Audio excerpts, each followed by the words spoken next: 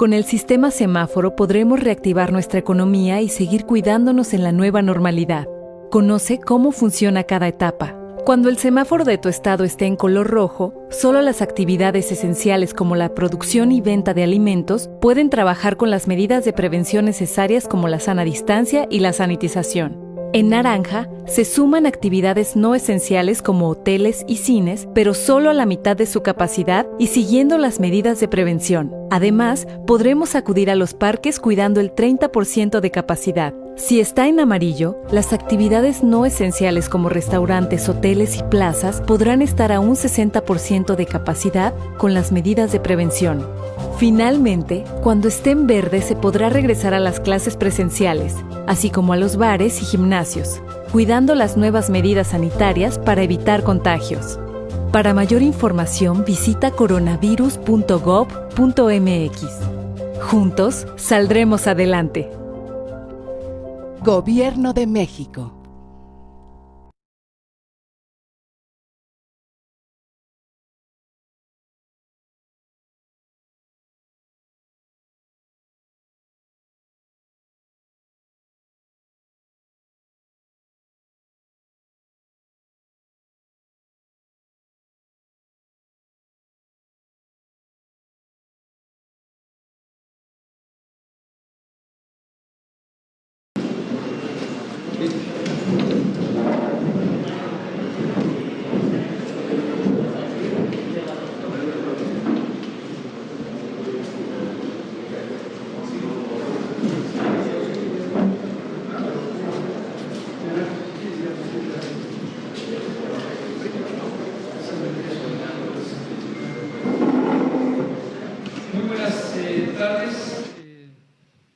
Señoras y señores comunicadores de Tabasco, y muy buenas tardes al país. Son las 19:01 y del viernes 24 de julio de 2020 y vamos a iniciar la conferencia de prensa diaria sobre COVID-19, la nueva pandemia causada por el coronavirus SARS-CoV-2. Hoy no estamos en Palacio Nacional, sino que estamos en el Palacio de Gobierno de Tabasco. Y esto atiende a algo que nos da mucho gusto, que es visitar una segunda entidad federativa con el propósito de arrancar, en el caso de Tabasco, la acción comunitaria por la salud. Esta es una iniciativa que comentaremos el día de hoy, que tiene como propósito la acción multisectorial. Como ven aquí en la mampara, las distintas instituciones federales representando a los distintos sectores que estamos colaborando por esta iniciativa de acción comunitaria por la salud. Y tenemos el gusto y el privilegio de que nos haya recibido el gobernador Adán Augusto López Hernández, en un estado que está sumamente comprometido con este modelo de acción comunitaria. Es un estado que tiene una enorme experiencia en este tipo de trabajo, tanto en el sector salud como en otros sectores específicos. Y hoy comentaremos por qué vemos una enorme posibilidad de que esta acción comunitaria contribuya sustancialmente a reducir, por un lado, el impacto de la epidemia de COVID-19 y, por el otro lado, también el impacto de otras enfermedades que, como sabemos, han determinado a su vez la magnitud de las consecuencias que tiene COVID-19 en México, a diferencia de otras naciones. Por eso vemos una oportunidad de arrancar con este modelo de trabajo, sumarlo a lo que ya se ha hecho de expansión hospitalaria y también de las medidas de mitigación comunitaria, para que sirva de punta de arranque en continuar la prevención, la promoción de la salud, la transformación del sector salud y una cosa que es sumamente importante, y por eso esta acción comunitaria está también encabezada por la secretaria María Luisa Albores de Bienestar, insertar a la salud en el vasto mundo del bienestar. Ya lo explicará la secretaria Albores y será la manera en que iremos articulando este esfuerzo. En el programa de hoy tenemos la intervención de varios de los funcionarias y funcionarios que participan en ello, encabezados por el gobernador que nos acompaña. Muchas gracias, gobernador, por la oportunidad, por la hospitalidad y por acompañarnos. Posteriormente, la secretaria de Bienestar, María Luisa Albores, comentará sobre cómo se articula este esfuerzo. Presentaré el informe técnico de COVID. Nos acompañará también en el uso de la voz el maestro Juan Ferrer, quien es el director general del Instituto de Salud para el Bienestar. Enseguida tendremos la participación de Cristian Morales Furiman, aquí está presente, muchas gracias, quien es el representante en México de la Organización Panamericana y la Organización Mundial de la Salud. Y para ver la visión del Instituto Mexicano del Seguro Social, nos acompaña el maestro David Razú Aznar, director de vinculación de esta institución, que hará uso de la palabra enseguida, y posteriormente, para complementar la perspectiva multisectorial, participarán el subsecretario de Autosuficiencia Alimentaria, Víctor Suárez Carrera, y el subsecretario de Educación Superior, Luciano Concheiro. Y cerrará, por supuesto, con broche de oro, la secretaria de Salud del Estado de Tabasco, la doctora Silvia Roldán, quien nos explicará el trabajo que Tabasco ya está haciendo con esta perspectiva de acción comunitaria y cómo puede ser un modelo también que ayude a generar estas virtudes en otras entidades de la República. Gobernador, sin más, le pido si es tan amable de darnos el contexto. Muy buenas tardes a todos, a todas ustedes. Muy agradecido por la presencia esta tarde aquí en Tabasco. En primer lugar, desde luego, de nuestra amiga, la secretaria de Bienestar, la maestra María Luisa Albores González, de la presencia y el compromiso para con Tabasco, como lo tiene con todo el país, del señor subsecretario, el doctor Hugo López-Gatell Ramírez, subsecretario de Prevención y Promoción de la Salud, la presencia también del señor director general del INSABI, Juan Antonio Ferrer Aguilar, de los subsecretarios de Educación y de la Secretaría de Agricultura y Desarrollo Regional, el maestro el doctor Luciano Concheiro y el ingeniero Víctor Suárez Carrera. Agradecido también con la presencia en Tabasco del representante de la Organización Panamericana de la Salud y Organización Mundial de la Salud, el maestro Cristian Roberto Morales, con la presencia también de David Razú, que es el director de vinculación institucional y evaluación de delegaciones del Seguro Social, y nos acompaña pues la secretaria de Salud del Estado de Tabasco, la doctora Silvia Roldán. Este día hemos tenido una serie de acciones encaminadas a ratificar el trabajo conjunto, la solidaridad del gobierno federal para con el Estado de Tabasco. Tabasco ha enfrentado desde luego momentos muy complicados derivados de la pandemia. Afortunadamente hemos podido enfrentar durante las distintas etapas esta pandemia. Ya se detallará todo lo que hicimos en reconversión de hospitales y lo que estamos haciendo en atención. Y hoy nosotros agradecemos que Tabasco de alguna manera sea uno de los 2 estados donde va a iniciar este programa de atención comunitaria, para que sin duda ayudará con la experiencia que ya se tiene del equipo de la Secretaría de Bienestar. Nosotros como gobierno de Tabasco vamos a aportar también las experiencias y vamos a trabajar a través de los centros integradores. Entonces, muchas gracias, señor subsecretario, señora secretaria, por estar aquí, señor director general del INSABI, y ratifico la disposición de Tabasco de trabajar muy de la mano del gobierno federal, agradecidos con el señor presidente de la República, con el señor secretario de Salud, con el subsecretario, con todo el equipo de la Secretaría de Salud, porque siempre han estado presentes acompañando y ayudando al Estado de Tabasco. Muchísimas gracias y bienvenidos. Gracias, muchas gracias, gobernador. Le pido amablemente a la secretaria de Bienestar, María Luisa Albores González, si nos da el contexto de la perspectiva del bienestar. Gracias. Me voy a apoyar en unas láminas, creo que nos van a hacer favor de ponerlas. Gracias.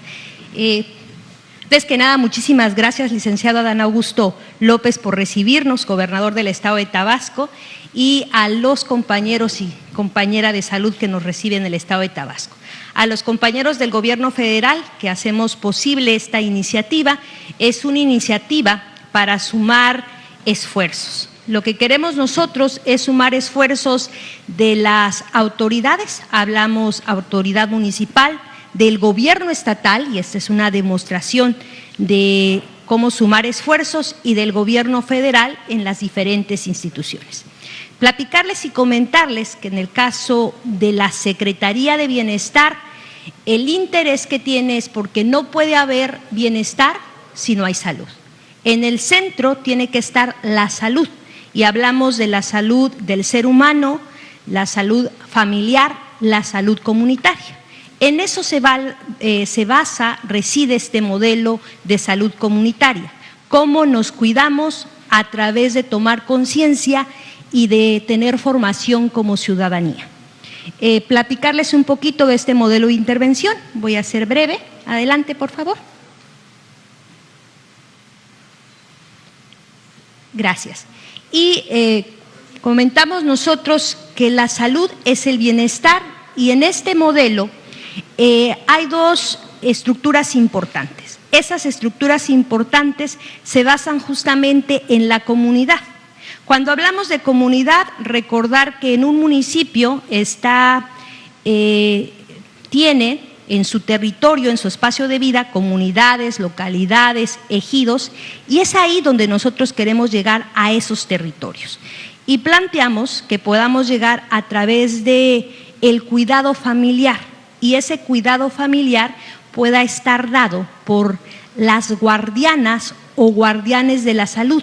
Y esos guardianes o guardianas normalmente están en una familia, para que esas guardianas, también estructuradas, formen un comité y ese comité sea legitimado.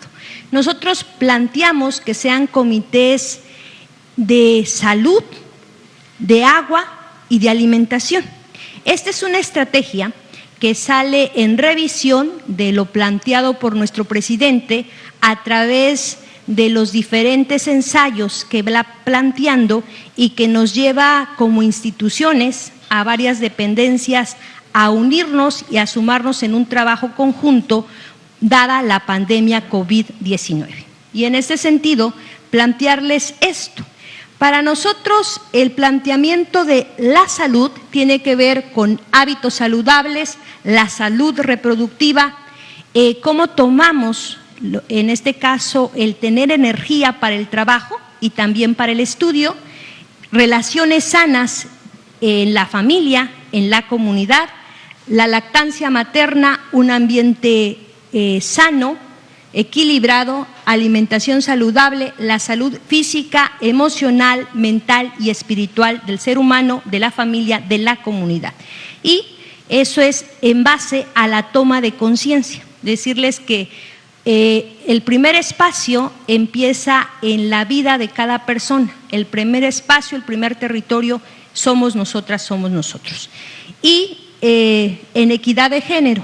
Y en este sentido, estos son los elementos que pueden configurar el tener bienestar. Adelante. ¿Qué es lo que buscamos nosotros? Buscamos, a través de una coordinación integral, generar estos comités, y estos comités que sean legitimados a través de las personas, y esos comités legitimados puedan integrarse directamente a estos centros integradores, que sean quienes les den vida a los centros integradores que en el estado de Tabasco ya están y que están muy relacionados justo entre el gobierno federal y el gobierno estatal. Eso hace que podamos avanzar más en esta propuesta. Decimos nosotros que este centro es un punto, y el comité en sí, más que el centro, es el comité que pueda ser el espacio de vinculación entre las diferentes instituciones ante la población. Eso es lo importante. Que sean esa ventanilla de gestión, de seguimiento y supervisión en los programas del Gobierno de México, que puedan impulsar la organización y la cohesión y la participación social corresponsable. Eso es bien importante. Que los comités comunitarios sean el espacio de coordinación con el gobierno mediante los centros integradores para lograr una relación más cercana y ágil. Si nos damos cuenta, estamos hablando desde el territorio, desde la localidad, comunidad, ranchería o ejido, inmediatamente con su autoridad municipal, y la autoridad municipal con el Estado y el Estado con la Federación. Y esa relación demasiado cercana. Que estos comités comunitarios se crean para atender la urgencia de la pandemia, pero también como espacios permanentes de difusión, capacitación, concientización, promoción de la salud, del agua y de la alimentación. Ese es un tema muy importante. O sea, debido a la pandemia hacemos o nos vemos obligados a trabajar inmediatamente esta estrategia, pero es una estrategia que no va a terminar en el año 2020. O sea, es una estrategia que va a empezar a tener vida y relación cercana, porque esa sería la ventanilla de los diferentes gobiernos para generar ciudadanía.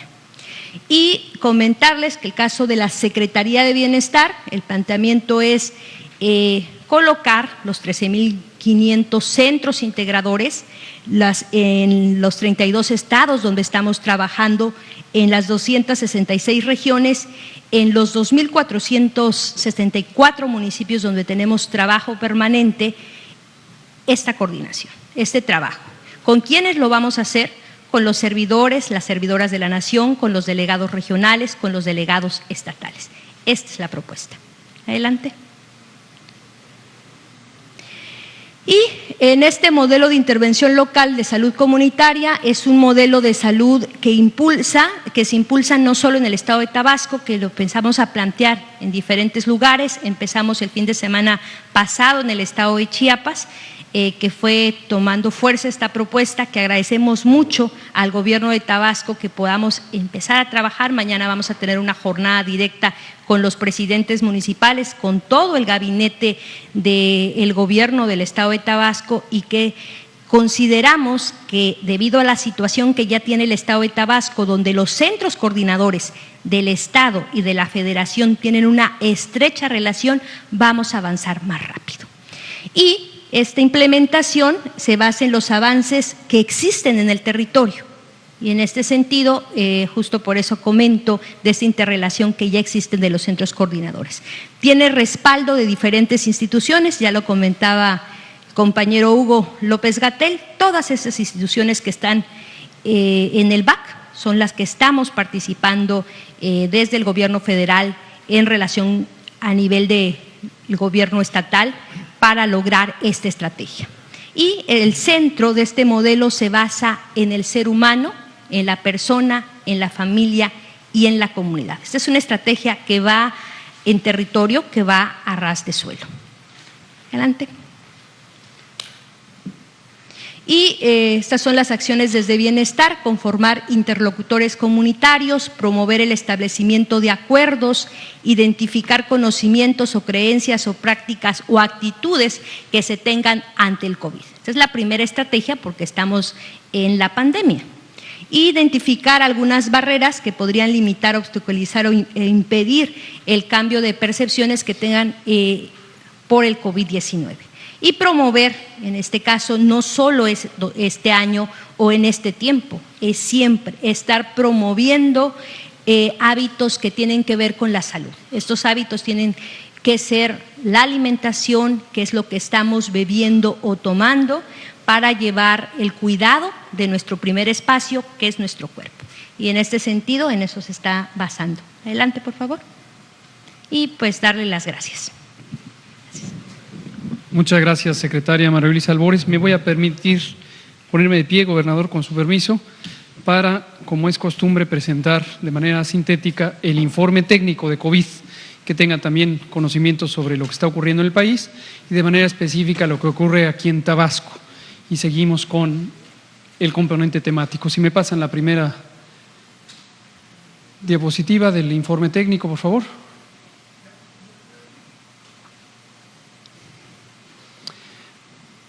Bueno, está bien, entramos aquí en materia. Esta gráfica, como verán, llevamos ya varios días, un par de… No, aquí.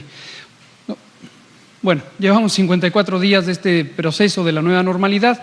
Aprovecho para recordarle a la ciudadanía, tanto a los tabasqueñas y tabasqueños como al resto del país, que la nueva normalidad en ningún momento ha significado que se acabe la epidemia. Simplemente lo que significó es que cambiamos de enfoque para poder regionalizar las acciones. La epidemia no es una sola, la epidemia se comporta en distintas velocidades e intensidades en las entidades federativas. Esto es un proceso natural que ocurre en las naciones que tenemos un gran territorio, como es el caso de México y varias otras, y es normal que se requiera una atención diversificada. Algunos estados tienen una etapa inicial de la epidemia, otros tienen la etapa intermedia, otros ya se encuentran en una fase de declive. Pero en estos 54 días, en las entidades federativas se han estado ejecutando las acciones específicas que se necesitan para cada estado. Vamos a ver en el nivel nacional, la siguiente diapositiva, cómo se ha comportado la epidemia, que la presentamos ya de manera semanal, desde la semana 10 del año hasta la semana 28 a la que estamos cortando la información. Tenemos en este momento, hoy se está terminando la semana número 30 y recordarán que intencionalmente no se ponen las 2 semanas más recientes ni en México ni en la mayoría de los sistemas de vigilancia del mundo, porque es un periodo en donde el flujo de información es todavía inestable. Pero lo que vemos es cuál ha sido la tendencia. Hasta el momento hemos tenido estos 378.285 casos confirmados que se ven en la zona café, un correspondiente número de casos que han sido descartados, 426.000, y desafortunadamente ya sumamos 42.645 defunciones que han ocurrido al ritmo que se ve en esta gráfica sobre los casos directamente observados. En la siguiente diapositiva lo que podemos ver es la estimación. ¿Por qué interesa hacer la estimación? Porque nos anticipamos a lo que va ocurriendo con la epidemia. En los casos lo que tenemos es la suma de los confirmados con un porcentaje de los casos que son sospechosos. ¿Cuál es ese porcentaje y de dónde surge? Del reconocimiento directo, entidad por entidad y semana por semana, de qué porcentaje de personas resultan positivas al virus SARS-CoV-2 causante de COVID. Y esta es la trayectoria que tenemos. Hemos visto algunas fluctuaciones que no se habían presentado en todo el curso de la epidemia y que empezaron a presentarse en la semana 25. La segunda fluctuación precisamente ocurrió y dado que hoy termina la semana 28, tenemos suficiente tranquilidad de que permanecerá gruesamente estable esta indicación de que empieza a descender. Hay que estar con cautela, sin embargo, hasta ver un conjunto de semanas en donde ya se configure una tendencia de descenso. Y tenemos 52.258 casos que son de los últimos 14 días, esto representa el 12% de los casos existentes. Ojo con ese porcentaje porque es una medida también de qué tan activa está la epidemia. Teníamos hace varias semanas 32, 28, 24, etcétera, fuimos reduciendo. En este momento a nivel mundial está en 20% el porcentaje de casos recientes. En México como conjunto ya estamos en 12% y verán que es la misma situación que se presenta en Tabasco. Veamos la siguiente. Pasamos a la ocupación hospitalaria, donde 47%, lo que se ve aquí en este resumen y en esta columna, de las camas a nivel nacional destinadas a personas que no están críticamente enfermas, que tienen una condición de importancia de COVID, pero no necesitan ventilación mecánica, 47% están en este momento ocupadas. Ojo que hemos ido ampliando la capacidad, tenemos en este momento 30.351 camas COVID destinadas para este propósito. Y vemos también algo que causó inquietudes aquí en la prensa tabasqueña y en alguna de la nacional, que era una aparente discrepancia entre las cifras del Estado y las nacionales. Nos ha parecido que no tiene la menor importancia, como ya lo hemos comentado. Hoy vemos que Tabasco está no en el primero, sino en el tercer lugar de ocupación, en la medida en que hemos estado trabajando junto con el gobierno de Tabasco, acompañando sus esfuerzos propios del Estado por ampliar la capacidad hospitalaria. Y tenemos ya una ampliación de hasta el 27% de la disponibilidad hospitalaria en camas generales. Y en la última diapositiva nacional, que es la siguiente, lo que vemos es las camas destinadas a personas críticamente enfermas. Tenemos 38% de ocupación nacional, también se ha ido expandiendo, tenemos 10.190 camas con ventilador mecánico destinadas a este propósito y Tabasco también pasó del primero ya al segundo lugar en la medida en que logró una expansión de capacidades. Aprovecho para comentar, hoy tuvimos un muy productivo día de trabajo en el componente específico del sector salud. Visitamos el Hospital Juan Graham, visitamos también la burbuja, una de dos, que son estas carpas geodésicas que está instalando el gobierno de Tabasco para ampliar la capacidad de atención COVID. Nos parece un esquema sumamente innovador que puede ser replicado en otras entidades. En el Hospital Graham vimos un equipo de salud altamente profesional, extremadamente comprometido, que tiene perfectamente organizado un sistema de atención de primerísimo nivel de calidad, basado en ciencia, basado en una organización muy clara, y la verdad nos quedamos gratamente impresionados. Felicitamos al doctor Narváez y a todo el equipo del Hospital Juan Graham Casasus. Y cerramos el día con una visita a Nacajuca, donde visitamos la jurisdicción sanitaria y conocimos directamente al equipo de campo, que está haciendo un esfuerzo formidable, un enorme compromiso por acercarse con la comunidad, con actividades de vigilancia epidemiológica de terreno, de promoción de la salud, de seguimiento de pacientes y contactos, rompiendo cadenas de transmisión, que esto es algo sumamente importante que se debe hacer en todas las localidades para disminuir los contagios. Un día de trabajo verdaderamente muy, muy estimulante, que le agradecemos al gobernador y a la secretaria Silvia Roldán. Vamos a ver los detalles de Tabasco en forma muy sintética. La siguiente diapositiva, por favor. Misma curva, pero específica del estado de Tabasco. Tenemos la suma de los casos que han sido identificados, 19.036 casos confirmados y 1.779 defunciones hasta el momento registradas. También esta tendencia que todavía está en una fase creciente, pero a la velocidad correspondiente a los esfuerzos de mitigación comunitaria. Es gruesamente la velocidad que han tenido los estados que tienen su primer ciclo epidémico. La siguiente. Cuando vemos, ya lo decía yo hace un rato, qué proporción son de los últimos 14 días, que es la parte activa de la epidemia, todos los demás casos ya o bien lamentablemente fallecieron, estos 1.700, o se recuperaron. Y la recuperación es todo esto, que es más del 65% de los casos. Tenemos 12% de los últimos 14 días, lo que habla también de una epidemia que en el nivel de Tabasco se está haciendo progresivamente más lenta, lo que ocurre también en el nivel nacional. La siguiente. Cuando queremos ver algún detalle municipal, no están los 17, pero ponemos algunos representativos, vemos que hay diferencias, lo cual es esperable. En algunas zonas, que son las más densamente pobladas en el estado, definitivamente Centro y Nacajuca, vemos todavía tendencia creciente, igual que en Macuspana. Sin embargo, en Comalcalco, Cárdenas y Huimanguillo, vemos ya esta inflexión desde la semana 26 que se muestra en descenso. Y la última es un mapa animado donde podemos ver la progresión que ha tenido y cómo ha cambiado. Si nos ponen la última, por favor. Y en el territorio tabasqueño veremos, en cuanto nos pongan la diapositiva, cómo se van presentando los casos o la densidad de los casos en la última. Si le ponen clic, por favor, aquí a la diapositiva para que se vaya pintando el mapa. Por ahí se debería pintar, espero.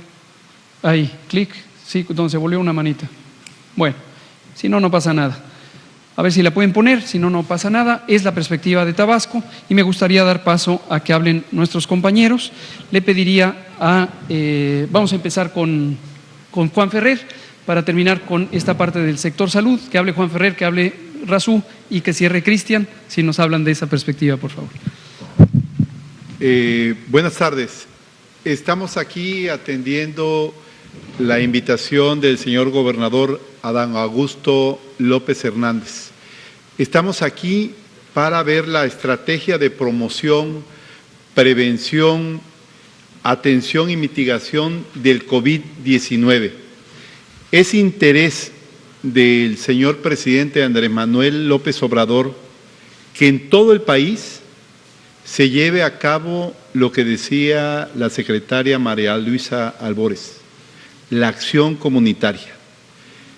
¿Qué ventajas tiene Tabasco para que se lleve a cabo esa atención primaria a la salud en los 17 municipios de Tabasco? En cada uno de los municipios El único estado que tiene 17 jurisdicciones sanitarias es Tabasco. Entonces, eso le permite al Estado tener una coordinación a nivel de la autoridad local. Y lo que estamos haciendo hoy, y que explicaba la secretaria María Luisa Albores, es que desde la autoridad local, la autoridad estatal y la autoridad federal nos pongamos en coordinación y estemos en coordinación para desarrollar la atención primaria a la salud. ¿Qué es la atención primaria a la salud? Es la prevención y la promoción a la salud. ¿Cómo lo vamos a hacer? Lo vamos a llevar a cabo en tres partes. La primera tiene que ver con una acción comunitaria. La segunda, que tiene que ver esa acción comunitaria con personal que está dispuesto en brigada para estar en cada una de las casas donde se nos notifique que hay una persona o dos enfermas de COVID. En el segundo punto, pero muy importante, es un equipo de especialistas. Y en el tercer punto, es un equipo clínico que atiende. ¿Qué debemos de hacer? Salir a las comunidades, como decía el doctor Hugo López-Gatell, que hoy constatamos con el señor gobernador en Nacajuca, donde los promotores de salud salen a visitar un territorio o determinado número de casas o de hogares. Nosotros manejamos en el modelo OSABI, que se llama, de salud y bienestar, un territorio, una población entre 3.500 personas a 5.000. Y la doctora Silvia Roldán, que ella es especialista en salud pública y es una virtud que tengan a una secretaria en salud pública, ella nos habla de 500 hogares. Entonces dice, si vemos que primero se nos cumplen en un territorio la visita de estas brigadas a 500 hogares, así se debe de atender. ¿Por qué? Porque este equipo SABI está compuesto por un médico general, una enfermera y un promotor de la salud, que debe abarcar ese territorio o esa población. Y es lo que estamos haciendo en Tabasco. ¿Para qué? Para una prevención de COVID. Y lo vamos a extender también para las personas que tienen padecimientos crónicos. ¿Qué padece hoy nuestro país en enfermedades crónicas? Las primeras causas son diabetes, la segunda causa es hipertensión, la tercera causa es obesidad y la cuarta causa, y que hay otras, pueden ser males renales o males cardíacos. Entonces, lo que estamos haciendo es ver que en una casa podemos tener una persona con riesgo, pero sin síntomas. Riesgo quiere decir que la persona está enferma de su corazón, pero que si tiene riesgo, tiene algún padecimiento de COVID, le puede tener calentura, le puede doler los huesos, puede estar tosiendo. O en la otra parte, una persona puede estar sin esos males crónicos, pero sí tener algún padecimiento de COVID. Ante estos escenarios, el equipo de salud tiene que estar atento para saber referir a las personas. Eso se da mediante una capacitación que se hace con el gobierno del Estado y que se hace a nivel nacional a través del director médico del INSABI, del doctor Alejandro Esbarch, que está por aquí. Y esa capacitación se da a todas estas personas que asisten a los hogares para que sepan detectar si una persona tiene estas complicaciones, tiene que saber referirla o también se puede quedar en su casa. Una persona que no tiene síntomas, que se conoce ahora, Hugo López-Gatell siempre está hablando de asintomático.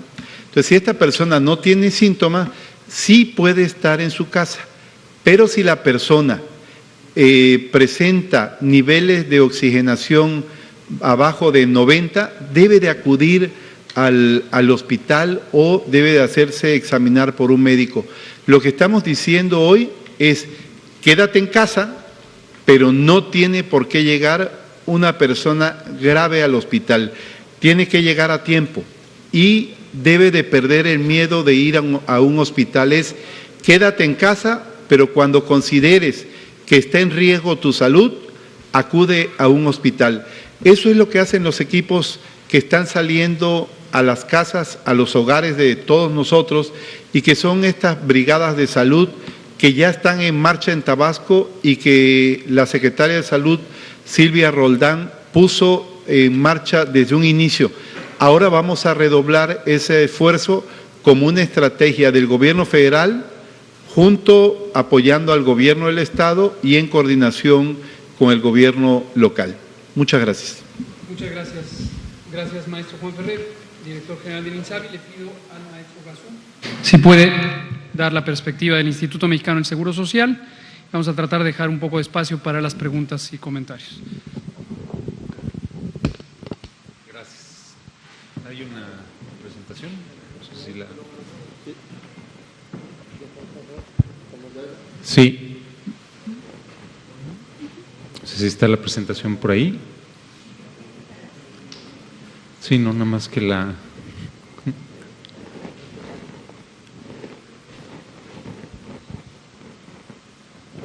Gracias.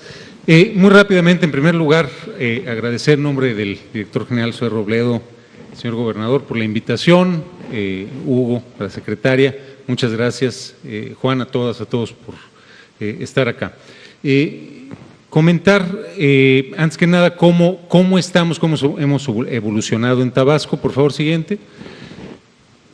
Esta es la cobertura que tiene el IMSS, y ahorita comentaré también un poco por qué el IMSS acá en Tabasco en realidad tiene una cobertura más o menos del 30% de la población como máximo. Hay algunas razones históricas, pero siguiente, hemos estado trabajando últimamente de la mano con el gobierno del Estado, con la secretaria Roldán también, para tener una reconversión muy importante acá. Acá en Tabasco hemos reconvertido ya prácticamente el 90% de nuestra capacidad para dedicarla a COVID. El Hospital General de Zona 02 en Cárdenas pudo hacer una reconversión de 27 camas en la primera fase, 54 en la segunda, con 77% de reconversión solo dedicado a COVID, y el Hospital General de Zona acá en Villahermosa pasó de 142 camas originales, creció en 87 y ahora 136 de las 142 camas se reconvirtieron para la atención de COVID. Pero además, derivado de una serie de reuniones que tuvimos con el gobierno del Estado hace alrededor de no más de 15 días, 3 semanas, cuando empezamos a ver la evolución de la curva de contagio, también se tomó la determinación de abrir un anexo, un modelo de expansión hospitalaria, que es un trabajo que se empezó a realizar hace alrededor de 10 días y que estará siendo inaugurado, esperamos, en la semana del 3 de agosto, y esto nos va a permitir contar con 38 camas adicionales, que la verdad es que nos permite, siguiente por favor, este es el avance que lleva ya la obra. Esto es, insisto, el trabajo que se ha hecho en conjunto con una empresa mexicana, hay que decirlo, con la empresa Cemex, a un ritmo muy importante, y ya tenemos 4 más que están en operación, y vamos a seguir abriendo otros para estos puntos en donde va creciendo. Estos hospitales están construyendo 21 días. Siguiente, por favor, y nada más para que vean ustedes, así es como quedan. Este me parece que es el que recientemente inauguramos en Fresnillo, y nos permite ampliar de manera relevante y sobre todo muy ágil la capacidad hospitalaria para garantizar que en ningún momento vaya a haber personas, tanto derechohabientes como, dado que estamos en un convenio de intercambio de servicios, de población abierta que pueda ser recibida. Esto respecto, de manera muy rápida, a lo que se ha avanzado en la atención de la pandemia, pero además la iniciativa que la semana pasada se presentó desde Chiapas de acción comunitaria nos parece que es una gran oportunidad. Decía el director general del IMSS, Zoé Robledo, que no se trata de ver cómo sobrevivir a la COVID, se trata de ver cómo aprender a vivir y combatir y vencer a una pandemia, que es la situación en la que estamos. Se trata de que esta crisis se convierta también en un elemento para mejorar desde la atención de la crisis y también en adelante. Y la verdad es que la Iniciativa de Acción Comunitaria tiene todo que ver con eso. Y cómo es que el IMSS está buscando y cuál es la propuesta que el IMSS tiene para sumarse, para impulsar esta Iniciativa de Acción Comunitaria. Siguiente, por favor. De manera muy rápida, quiero comentar, en general, desde el sector salud, desde el IMSS, vemos la atención médica en México en niveles. Decimos lo que es el primer nivel de atención, lo que son las unidades de medicina familiar, en el caso del IMSS, por poner ese ejemplo, en donde tenemos consultorios, se da consultas, se hacen revisiones, medicina familiar, en fin, todo eso son de lo que más existe, lo que ustedes muchas veces ven. Hay quienes ven esto como si fuera un pequeño hospital, no lo es la intención de esto es tener una visión preventiva y de consulta que no se evite la hospitalización, y estamos queriendo poner el acento en esa parte de prevención. Después tenemos lo que es el segundo nivel, tenemos 248 hospitales de segundo nivel, ya ahí también hay consulta, pero ya hay hospitalización, ya hay quirófano, hay cirugía y una serie de tratamientos que no se dan en las unidades de medicina familiar. Y finalmente tenemos lo que son las unidades de alta especialidad, que es ya dedicadas específicamente, digamos, a oncología, a trauma, en fin, y esas sí es la máxima especialización solo para cuestiones muy particulares. Ese es cómo se ve. ¿Por qué comento esto? Siguiente, porque además tenemos el modelo de IMSS Bienestar. Y el modelo de IMSS Bienestar es una cosa muy importante que nos parece va a abonar mucho, y es un modelo que ya existe y que ya se conoce y que va a abonar mucho a la Iniciativa de Acción Comunitaria. Este es un modelo que tiene 40 años, que hoy está solo en 19 entidades, no está en todo el país, son las entidades con mayor presencia rural en general, pero curiosamente no está en Tabasco. Y digo curiosamente porque aquí nació, y nació precisamente con alguien muy conocido, que fue el hoy presidente de la República, Andrés Manuel López Obrador, que es quien en 1979, siendo delegado del INE, inauguró el primer uno de los primeros IMSS Coplamar en Macuspán, Escalera, el Hospital Escalera, que era el programa original, nació acá. Y sin embargo, cuando comienza la descentralización de salud, hacia 1985, tan solo alrededor de 6 años después, este es uno de los estados de donde sí se llevan, se absorbe, y además estuvo presente nuestra secretaria, gran médica y salubrista, me conocía, que desde aquellos tiempos conoció cómo se absorbió eso, de suerte que hoy forma parte de la Secretaría de Salud. Hay el planteamiento, el director general ha comentado con el señor gobernador, lo hemos comentado con la secretaria, de regresar, de que haya IMSS Bienestar nuevamente. Es algo que se está estudiando, se está analizando. Pero ¿por qué hablamos de IMSS Bienestar en este momento? Porque el modelo, siguiente por favor, de IMSS Bienestar justamente está orientado, hay un modelo, el modelo de atención integral a la salud, el MAIS, es un modelo que desde su nacimiento, desde hace 40 años, y comentaba hace un momento con la secretaria, acá en Tabasco se mantuvo en mucho la lógica, y es como opera la secretaría. Es un modelo que tiene ejes muy importantes. En primer lugar, la participación comunitaria.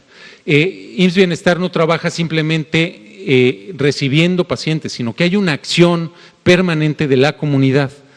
Atención médica de enfermería, medicina familiar, 7 especialidades de mayor demanda, eso es los servicios que se brindan, pero la parte más importante es esta comunitaria, además de que hay medicina tradicional. Se cuenta con todo esto. ¿Y por qué todo esto tiene una relevancia en términos de la iniciativa que se está planteando desde la semana pasada? Siguiente, por favor. Porque lo que nosotros creemos es, hoy eso opera en esas 19 entidades que fundamentalmente tienen que tienen muchas zonas rurales. Los hospitales de IMSS Bienestar son denominados hospitales rurales, son una combinación de hospitales de segundo nivel, pero la verdad es que no tendría por qué no funcionar esta visión comunitaria en todo el país, independientemente incluso de si existe o no el modelo de IMSS Bienestar o no. Lo que estamos nosotros planteando es, así como comentaba, y por eso comentaba yo, quise hablar de los 3 niveles de atención, es que más allá de esos 3 niveles estamos pensando en un nivel 0. 0 enfermedades prevenibles, 0 en este caso falta de información, 0 falta de vigilancia epidemiológica, por poner un ejemplo. Es un nivel que está previo a la llegada al consultorio, previo a tener que acudir a cualquier servicio médico en específico. Ese es el planteamiento que se está haciendo. Siguiente, ya para concluir, y la idea de esto, si vamos a la última, por favor, y la idea de esto es trabajar con el modelo, con el MAIS, con el modelo de atención integral a la salud, que parte de los comités de salud, que son el corazón, se forman con la comunidad, cuenta con voluntarios de salud y con auxiliares de salud, que son quienes están promoviendo, quienes están dialogando con la comunidad. Y en este caso en particular, hablando del momento de pandemia que estamos viviendo, la verdad es que si hubiéramos tenido una red así a nivel nacional, habríamos tenido mayores herramientas, pero todavía a partir de esta iniciativa que se viene planteando, creemos que podemos atenderlo, porque al final se puede llegar hasta el punto, desde la comunicación, educación para la salud, entornos favorables, la creación de entornos favorables y vigilancia epidemiológica, así como información y conciencia del riesgo, son cosas que nos parece, a partir de este modelo, podríamos estar abonando, trabajando en conjunto. Así que es el planteamiento que hacemos desde el Instituto Mexicano del Seguro Social. Muchas gracias a todas y a todos. Gracias, maestro Razú. Vamos a pedirle al señor Cristian Morales Furiman, representante de México de OPS-OMS, si nos hace un planteamiento. Cerramos el sector salud, 2 perspectivas sectoriales, SADER y CEP, y cierra la doctora Roldán, para que tengamos espacio a tener algunas preguntas y respuestas. Muchas gracias, señor subsecretario. No voy a presentar diapositivas, solo tomo sana distancia porque me quité el cubreboca. Señor gobernador, señora secretaria, señores subsecretarios, señor titular del INSABI, secretaria de Salud, nuestro querido colega del IMSS, con su permiso. La pandemia de COVID-19 sigue acelerándose a nivel mundial. Se han notificado a la OMS casi 15 millones de casos y 600.000 muertes a nivel mundial. En las Américas estamos aportando lamentablemente con más de la mitad de estos casos y con más de la mitad de los fallecimientos. Todos estamos a riesgo y todos podemos hacer algo para luchar contra esta pandemia. Cada persona debe armarse con la información correcta y utilizarla para evaluar el riesgo y tomar las mejores decisiones para protegerse a sí misma y proteger a su comunidad. Al hacer frente a esta pandemia, no debemos perder de vista otras necesidades urgentes de salud. Debemos evitar tanto como sea posible que la COVID-19 cause perturbaciones en la atención de la salud y garantizar que se presten de manera continua aquellos servicios de salud que son esenciales, como la vacunación, como los tratamientos antihipertensivos, como los tratamientos anticáncer, etcétera. Entonces, si esto es lo que tenemos que hacer, la pregunta consiguiente es por dónde y con qué elementos construimos la respuesta. Más cuando lo dijimos en Chiapas la semana pasada, no tenemos medicamentos que permitan reducir hoy día la mortalidad de la COVID-19, ni tampoco tenemos una vacuna que nos permita protegernos. Eso también, dicho sea de paso, también a pesar de que hay 145 candidatos vacunales, un poco más, 5 de ellos ya en fase 3, es decir, se ha probado su seguridad, se ha probado su eficacia de laboratorio y se está entrando justamente en ese testeo masivo de miles y decenas de miles de personas que nos van a poder dar cuenta de la efectividad clínica en la realidad. Pero aún no la tenemos, aún no tenemos esa vacuna. La respuesta entonces viene desde algo que conocemos desde hace mucho tiempo, más de 40 años, que es el enfoque de atención primaria de la salud. Esto es justamente el prisma en el que se asienta la estrategia de brigadas comunitarias que buscan primero que nada detectar los signos de alerta en los casos de sospechosos de COVID que están a domicilio. ¿Para qué? Para poder referirlos antes de que se deterioren su salud a los hospitales COVID y no tengan que ser entubados, no tengan que tener la necesidad de asistencia de ventilación mecánica. También buscan estas brigadas proteger a quienes están más a riesgo de formas graves de COVID-19, como son los hipertensos justamente, los diabéticos, quienes tienen sobrepeso y obesidad, quienes están bajo tratamiento anticáncer. Y por supuesto, también, y quizás muy importante, lo más importante, la clave, es que estas brigadas deben adaptar los mensajes de comunicación de riesgo que se dan a nivel nacional y a nivel estatal al lenguaje, a la idiosincrasia, a la cultura, a los valores de las comunidades en los territorios. Es ahí en donde está la clave de la respuesta y ahí está la clave del éxito.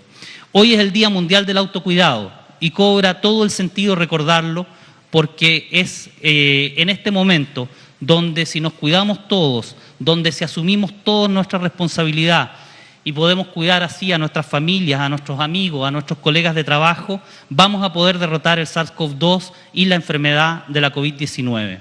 ¿Por qué esta estrategia basada en la comunidad es tan importante? Porque permite ser proactivos, complementando la estrategia hospitalaria que con éxito se ha desplegado hasta el momento. Pero porque permite también enlazar la modernidad, enlazar con la modernidad que significa la transformación de los sistemas de salud, no solo el de México, sino que el de todos los países de la región, en base al derecho a la salud, en base a la atención primaria de la salud. ¿De qué se trata la APS en 2020 en el marco de la COVID-19? Se trata de retomar lo que los ministros de salud plantearon en Ciudad de México en el año 2019, cuando la expresidenta de Chile, Michelle Bachelet, le presentó el informe sobre salud universal a 40 años de la APS a nuestra directora de OPS, Carissa Etienne, y al señor presidente de México, el licenciado Manuel López Obrador. El informe de APS a 40 años de Alma Ata habla de cómo avanzar hacia el acceso universal a la salud y la cobertura universal de salud.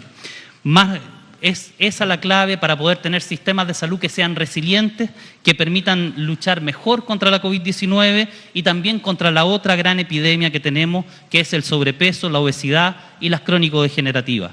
Es así como se va instalando el derecho a la salud, desde el territorio y con el aporte de todos los sectores, posicionando a salud en todas las políticas. En términos concretos significa establecer mecanismos donde haya una participación clara de la comunidad, donde se sepa dónde hay que referir a esa persona con COVID que le detectamos el signo de alerta. Por ejemplo, la hipoxia o la falta de oxígeno, que se puede expresar de diferentes maneras, entre otros, por una fatiga que antes no sentíamos. Se trata también de usar mejor las tecnologías de la información, que ya existen para dar seguimiento a distancia cuando detectamos una persona hipertensa o diabética que se descompensó. Y no tengamos que enviarla al hospital, la podamos tratar ahí mismo, en la comunidad, evitando ese peligro de contagio que hay cuando nos desplazamos y justamente también cuando llegamos a la institución de salud. En suma, esta estrategia debería permitir salvar vidas y reducir la transmisión de persona a persona. Dos de los principales ejes hacia donde debe dirigirse, en nuestra opinión, junto con la protección de los trabajadores de la salud, los esfuerzos de la fase 3, en la que nos encontramos en un país vestido de rojo y vestido de naranjo, pero con mucha esperanza de que entre todos lo llevemos hacia el verde. Con OPS pueden contar para ir hacia ese camino. Muchas gracias. Muchas gracias, Cristian Morales.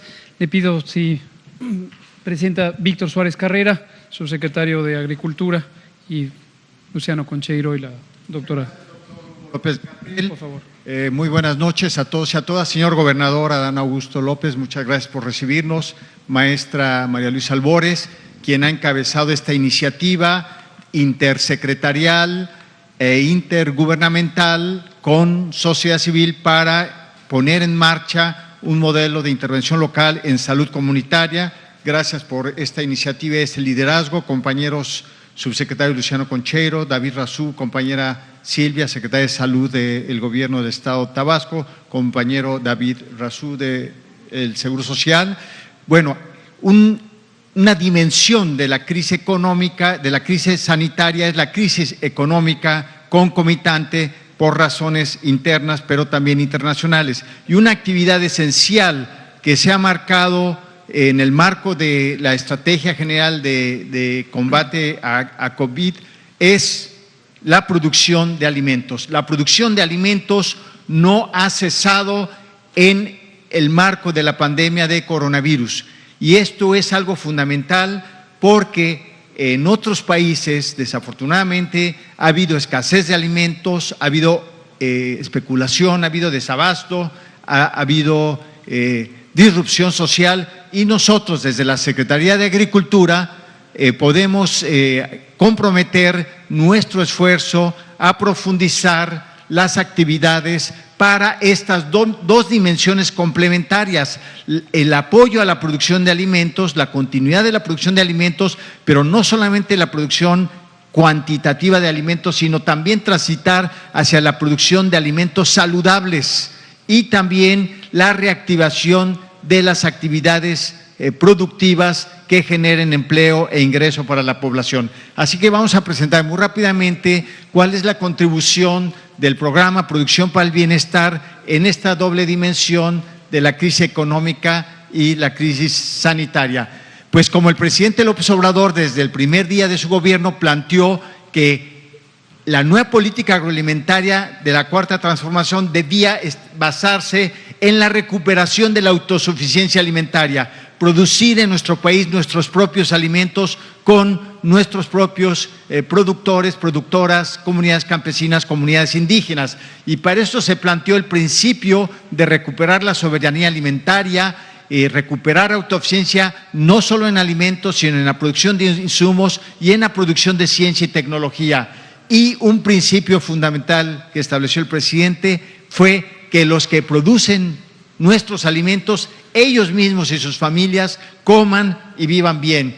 Y para eso se estableció un programa, Producción para el Bienestar, con apoyo productivo prioritario a pequeños y medianos productores, con apoyos directos, sin intermediarios y algo muy importante en el marco del tema de salud, transitar hacia sistemas saludables de producción de alimentos. Producción saludable de alimentos genera una posibilidad de salud humana y transitar a este nuevo esquema de producción sustentable sin transgénicos y con una nueva estrategia de salud alimentaria, como lo ha planteado el doctor Hugo López-Gatell y como el día de ayer de manera magistral el doctor Ruy López Ridaura planteó que era necesario en esta crisis sanitaria también plantearnos la transición, la transformación de los sistemas alimentarios, de la mala nutrición, de la mala alimentación que generan la epidemia de obesidad y sobrepeso y las comorbilidades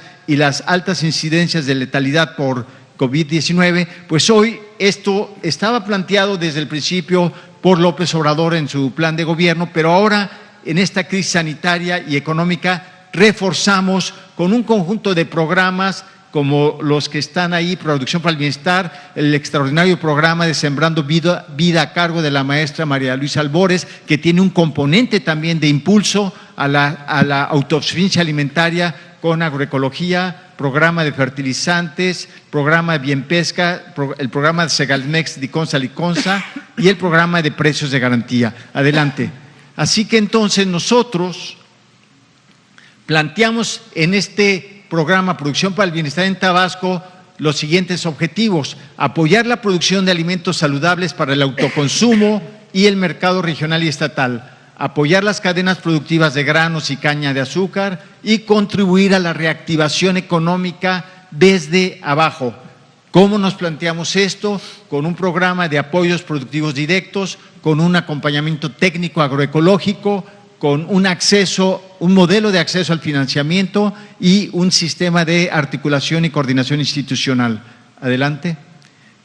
En ese sentido, aquí en Tabasco, al día de hoy, hemos apoyado con este programa de apoyos directos a 12,387 productores de granos básicos y a 6,008 productores de caña de azúcar. En los próximos días y en el mes de agosto cumpliremos el 100% de la meta, apoyando a otros 4,000 productores de granos y de caña para concluir con un apoyo adicional de alrededor de 54 millones de pesos. Adelante.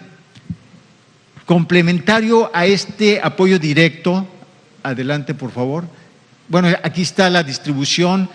¿Cuántos productores de granos? El 67%, productores de caña 32%, mujeres productoras, de todos estos productores, el 25% son mujeres productoras. Reconocemos su función productiva, el empoderamiento de las mujeres en actividad económica y le reconocemos su calidad de actrices de la producción alimentaria en el Estado.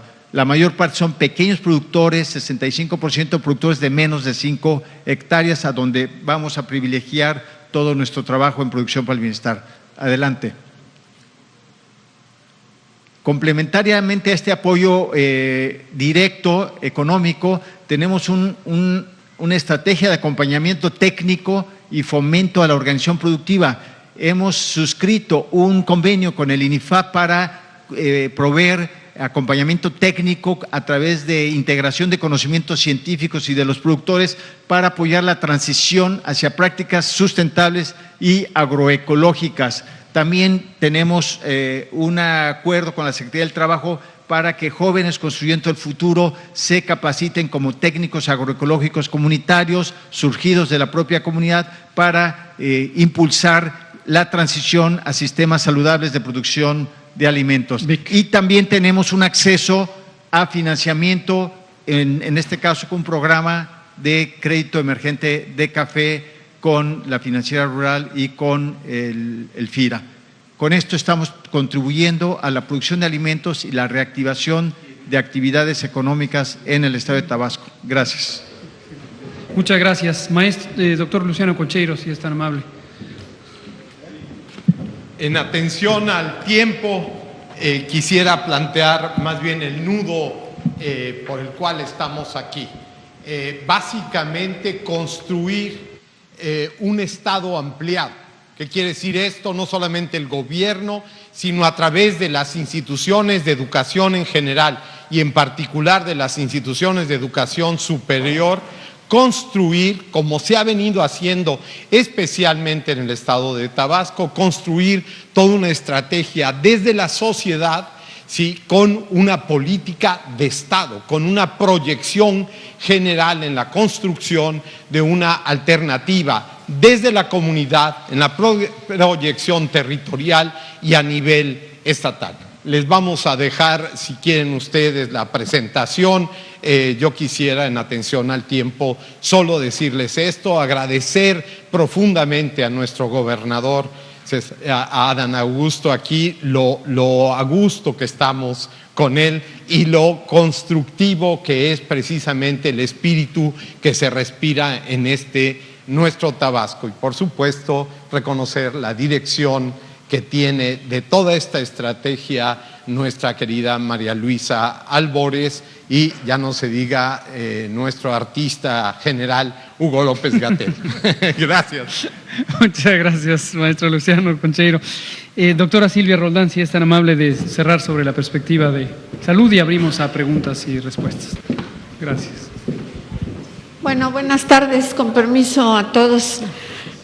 En octubre, yo creo, se cumplen 42 años de la declaración de Alma-Ata, de atención primaria para la salud, en donde nos hemos tardado casi 40 años en entender qué es la atención primaria para la salud. La confundimos con servicios de primer nivel, la confundimos con varias cosas, pero justamente atención primaria para la salud es esto, es la participación intersectorial para mejorar las condiciones de vida de la población. Salud no puede hacer sola atención primaria para la salud, solamente puede dar servicios, organizar la comunidad, pero necesita de alimentación, de educación, necesita de una serie de sectores que tienen que ver con la comunidad. Entonces, bueno, a 42 años estamos ahora sí que agarrando la onda de la atención primaria para la salud, que ojalá esta vez sea verdaderamente lo que necesitamos. Nosotros con el COVID nos hemos expandido en camas. Tenemos, hace mes y medio teníamos 773 camas, hoy tenemos 953 y vamos a acabar en 1,100, 1,150 camas en menos de un mes. Pero podemos tener todas las camas del mundo si no movemos a la comunidad, si no comprendemos que esto va a estar mucho tiempo con nosotros y que tenemos que seguir reglas diferentes de una normalidad diferente. Así que el esfuerzo que está haciendo el Estado, que está haciendo la Federación a través del INSABI, de todo esto que nos ha apoyado enormemente para poder crecer en camas y ofrecerle a la población la posibilidad de que tenga una cama, a ningún paciente rechazamos. Tenemos un buen número de pacientes hospitalizados, 687, hoy 701, ¿sí? Pero tenemos espacio para recibir a los pacientes. Lo que requerimos es cortar la transmisión, pero no puede ser salud que llegue y la corte. Necesitamos la participación comunitaria, necesitamos la participación de ustedes, de la sociedad, de todo mundo para comprender que esto es un fenómeno biológico que requiere participación. Nosotros ya estamos trabajando desde hace un mes con brigadas comunitarias, unas dirigidas a localizar a los pacientes crónico-degenerativos. Fíjense cuántos años hemos visto cómo crece la diabetes, cómo crece la hipertensión, primeras causas de muerte, y ya nos acostumbramos, ¿eh? Y eso es lo que está influyendo en las muertes en la gente que padece COVID. Es decir, si le da a un joven o le da a un hombre grande o una mujer grande que no tiene ninguna comorbilidad, seguramente va a salir, seguramente va a salir bien.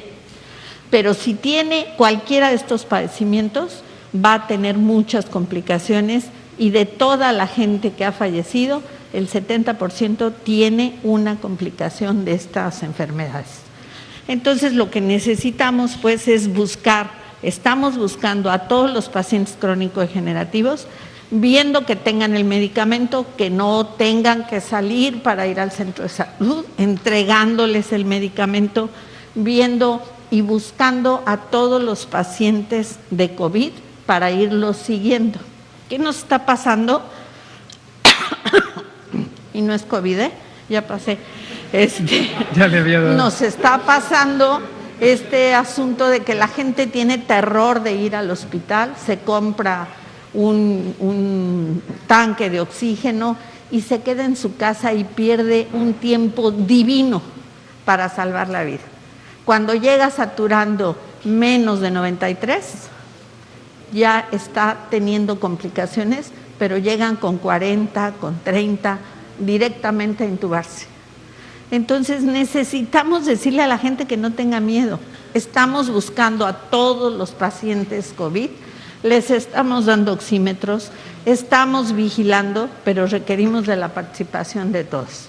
Las brigadas están trabajando, tenemos un mes, hemos entregado medicamentos y vamos a hacer cercos. Ya tenemos la georreferenciación con las zonas calientes, digamos. Y en esas zonas vamos a hacer cercos y a buscar. Pero necesitamos el apoyo de ustedes. Necesitamos que le digan a la gente que no tenga miedo.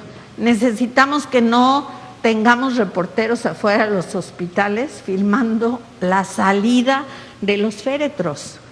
Eso le da terror a la gente y además es una cuestión morbosa, ¿no les parece? Sí, ¿por qué no hacer lo bueno y vincular a los médicos que se están dando en la torre, que también tienen familia, que también nos enfermamos, todos hemos tenido problemas, en lugar de ensalzar lo malo? Y entonces la gente se aterroriza cuando lee, ¿no? No, me voy al hospital y me van a matar, voy a salir muerto de ahí. Necesitamos convencer a la gente de quedarse en casa el que no tenga manifestaciones graves y de ir al hospital en tiempo el que las tenga. Eso estamos haciendo con las brigadas. Hoy tuvimos la oportunidad de verlas en campo y esperemos que la participación de ustedes en esto podamos barrer, ¿no? Porque ya tenemos toda la geolocalización hecha para poder barrer casa por casa. Así que, bueno, pues el trabajo es de todos, no nada más es de nosotros. Muchas gracias. Muchas gracias, doctora Silvia Roldán. Entonces, en resumen, salud, bienestar, una perspectiva integral, lo federal, lo estatal, lo municipal y lo más importante, la comunidad. Trabajamos multisectorialmente, todo el gobierno, todos los órdenes de gobierno, con la comunidad, corresponsabilidad y una visión de largo alcance donde la salud es parte del bienestar. Vamos a abrir algunas preguntas y respuestas, nos quedan 7 minutos, por favor. Adelante. Buenas noches, antes que nada. En Tabasco se ha tenido un aumento considerable de casos acumulados. En este caso, ¿se ha evaluado cuál es el factor por el que la entidad se ha visto mermada en el aumento de casos confirmados y de fallecimientos? Y mi segunda pregunta sería, del total de los pacientes hospitalizados, ¿cuál es el porcentaje que sí se logra recuperar y cuál es el porcentaje de las personas que desgraciadamente fallecen? 64% en general es la proporción de personas que se logran recuperar. Es igual en Tabasco que lo es en otros lugares del país. No hay una particularidad de Tabasco. Tabasco tiene su primer ciclo epidémico, hay otras entidades que empezaron antes y ya están en una meseta o están en descenso. Todavía no le toca esa situación a Tabasco y los esfuerzos que está haciendo Tabasco están logrando que se reduzca la velocidad de la epidemia, como se muestra por este porcentaje de casos recientes. Gracias. Por favor, colega.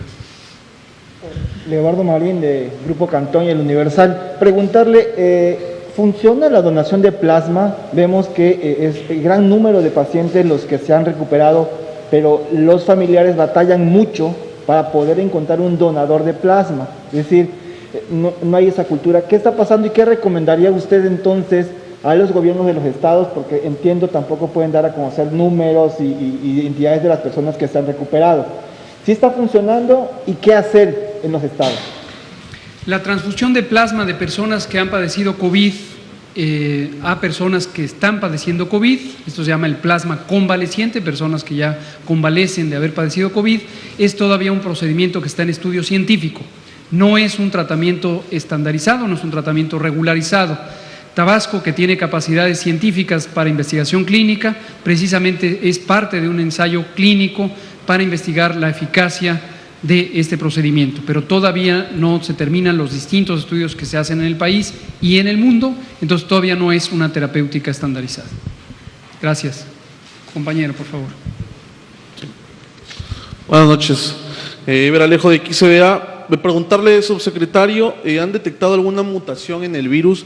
Digo, hay personas que comienzan a presentar algún otro tipo de síntomas diferentes a los que hay en el cuadro de síntomas del coronavirus.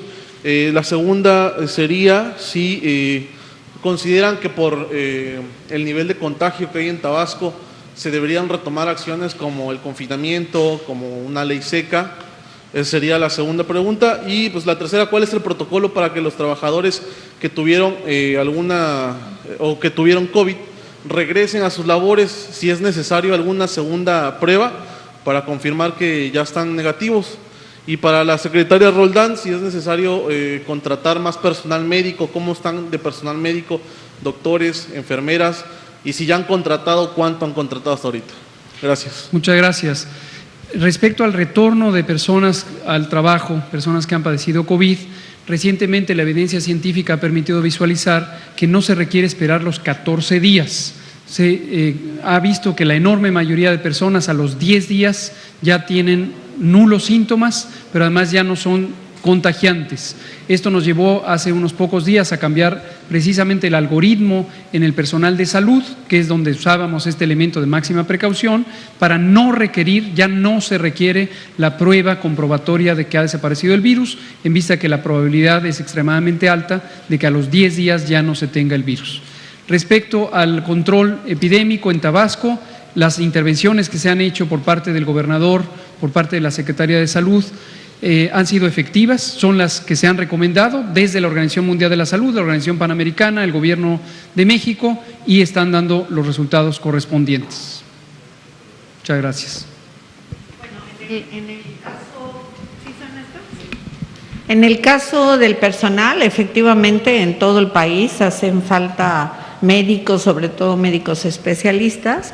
Nosotros hemos contratado casi 3,000 médicos y enfermeras, básicamente del área de salud, para mejorar la atención de la población. Ustedes saben que por decreto una proporción importantísima de la Secretaría de Salud y de todo el sector se tuvo que retirar por riesgo. Entonces, bueno, pues hemos ido supliendo al personal y agregándole. porque hoy tenemos mucho más trabajo en los hospitales que lo que teníamos antes. Entonces sí nos falta, pero estamos constantemente convocando y constantemente haciendo convocatorias abiertas en esto. El INSABI está también convocando y nos manda permanentemente listados de gente que puede venir a Tabasco a trabajar. Y últimamente hay una estrategia bien interesante que se llama telementoría, en donde el grupo de médicos especialistas no necesariamente tiene que estar adentro con los pacientes, pero puede ser el consultor permanente. Y hemos tenido gente que vino de nutrición, del Instituto de Enfermedades Pulmonares, residentes del último grado en terapia intensiva, que nos han ayudado a poner protocolos para seguir, para que sea más fácil el manejo de los pacientes, ¿sí? O sea, en todas partes de México hacen falta médicos, sobre todo especialistas. Muchas gracias, doctora Roldán. El maestro Ferrer tiene una perspectiva además de cómo hemos abordado esto a nivel nacional, incluido Tabasco. Sí, bueno. Miren, para el sector tenemos contratado más de 48,000 trabajadores relacionados con la atención a la salud. El organismo que más trabajadores tiene contratado es el Seguro Social, más de 20,000 trabajadores. Los institutos nacionales de salud, que son a nivel nacional 27, se tienen contratado cerca de 6,000 trabajadores. El ISSSTE igual tiene contratos por 6,000 trabajadores y cada uno de los estados, de acuerdo a su requerimiento, en Tabasco se han contratado también más de 3,000, ¿verdad, secretaria? De 2,800 trabajadores. Entonces, son más de 48,000 en todo el sector salud, en todo el país, que se han contratado. Gracias, maestro Ferrer. Por favor. Buenas tardes, Armando de la Rosa, del Diario de Tabasco. Preguntarle, en cuanto a la vacuna para el coronavirus, el secretario de Relaciones Exteriores, Marcelo Ebrard, decía que antes de fin de año la tendríamos. ¿Qué laboratorio va a ser la que la va a elaborar y cómo podría ser la distribución en nuestro país o cómo llegaría esta vacuna a Tabasco? Esa es una pregunta. Y la otra, muchos actores políticos pues obviamente están politizando todo este tema de la lucha contra el coronavirus. ¿Qué le diría a ellos que exigen o que han dicho que usted debería renunciar? Muchos sectores políticos le han tirado y pues obviamente a nosotros como periodistas tenemos que preguntarle qué opina usted al respecto. Eso sería por mi parte. Muchas gracias. Abordemos lo de la vacuna. La Secretaría de Relaciones Exteriores de México, en tanto que es la instancia que representa al país en el exterior, ha contribuido en mucho a explorar el universo de las iniciativas globales sobre el proceso de vacunas. El canciller Ebrard lo explicó hace unos días y tenemos además el orgullo de que nuestro representante en la Organización de las Naciones Unidas es un exsecretario de Salud, el doctor Juan Ramón de la Fuente, a quien respetamos ampliamente, y formuló una iniciativa del gobierno mexicano, una iniciativa del presidente López Obrador, para hacer un exhorto a la Organización de las Naciones Unidas a fin de que contribuyera a que el acceso a la vacuna contra el COVID y a otros insumos necesarios para la atención de esta epidemia no fueran sujetos de especulación comercial. Esta iniciativa fue aprobada por unanimidad en la Asamblea de las Naciones Unidas hace algunas semanas y a partir de ello la organización, a través de su agencia técnica especializada en salud, que es la Organización Mundial de la Salud, ha emprendido también los esfuerzos para un acceso oportuno y equitativo de la vacuna. En turno, la Organización Panamericana de la Salud, que es además la representación regional en América de la Organización Panamericana de la Salud, ha establecido una plataforma de colaboración que se llama COVAX, en la que está buscando precisamente que los países puedan identificar técnica y científicamente sus demandas de vacuna y que pudieran tener un acceso facilitado. Finalmente, el representante del gobierno mexicano ante la Asamblea Mundial de la Salud y ante el Comité Directivo de la Organización Panamericana de la Salud, que es el secretario de Salud, mi maestro, el doctor Jorge Alcocer, está al pendiente de que tengamos una participación activa en estos mecanismos de acceso equitativo. Respecto a la pregunta de que qué laboratorio lo producirá, precisamente una cualidad importante de la plataforma COVAX es que no existe una decisión a priori de cuál laboratorio es el adecuado. Aquí lo importante es cuál es el producto que en su momento demuestre tener seguridad, eficacia, estabilidad y que permita ser factible de su uso. Por lo tanto, estamos buscando estos mecanismos que no están preferenciando a un laboratorio a otro, sino están preferenciando la calidad del producto.